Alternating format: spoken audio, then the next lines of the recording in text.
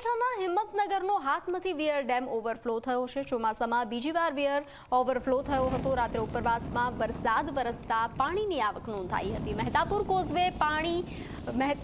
Causeway પરથી પાણી વહેતા અવરજવર બંધ કરવામાં આવી છે। હિંમતનગરના જાંબુડી અને ગોરવાડા કોઝવે પર અવરજવર બંધ કરવામાં આવી છે।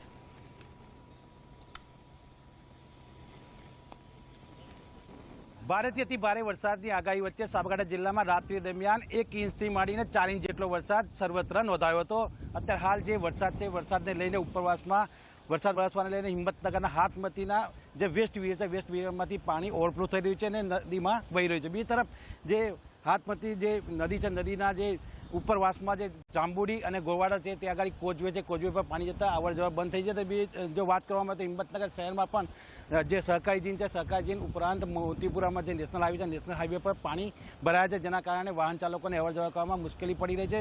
તો જે આ વરસાદ વરસવાને લઈને જે જળાશયો છે જળાશયોમાં પણ પાણીની આવક 200થી માંડીને 1600 ક્યુસેક થઈ રહી છે। અત્યારે હાલ જે હરનાવ કહેવાય, ખેડવા કહેવાય, ઉપરાંત જે ગુહાઈ અને હાથમતી આ 4 જળાશયોમાં પાણીની આવક થઈ રહી છે। અત્યારે હાલ જોઈ રહ્યા છો જે હાથમતી વેસ્ટ વિયર છે વેસ્ટ વિયરમાં પાણીની આવક વધી રહી છે, તેને લઈને બીજી તરફ કેનાલમાં પણ પાણી વાળવામાં આવ્યું છે, ઉપરાંત જે નદીમાં છે નદીમાં પણ વહી રહ્યું છે। આમ હિંમતનગરની જે હાથમતી નદી છે હાથમતી નદીમાં ચોમાસામાં બીજી વાર પાણી જોવા મળી રહ્યું છે।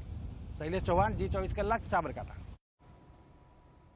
તો આ તરફ સાબરકાંઠાના હિંમતનગરમાં પણ ધોધમાર અવિરત વરસાદ વરસ્યો। શામળાજી અમદાવાદ હાઈવે પર પાણી ભરાયાના દ્રશ્યો સામે આવ્યા।